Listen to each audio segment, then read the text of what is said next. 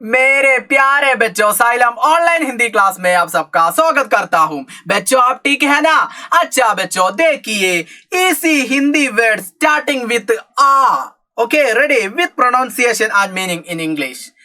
Are you ready? अच्छा देखिए बच्चों, आ a vowel, second alphabet of Hindi. Ready है ना? अच्छा देखिए, आज टुडे और आग फायर, आग मीन फायर, यस।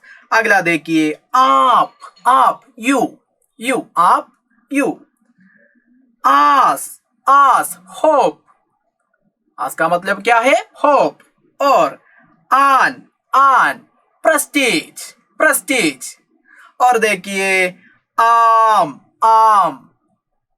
या मैंगो, अच्छा मैंगो। और आठ एट।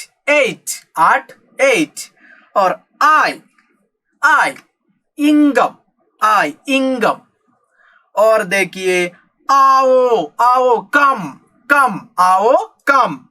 और आसान इसी। बच्चों आप ठीक है ना? अच्छा बच्चों, अगला वीडियो में हम फिर मिलेंगे। बाय।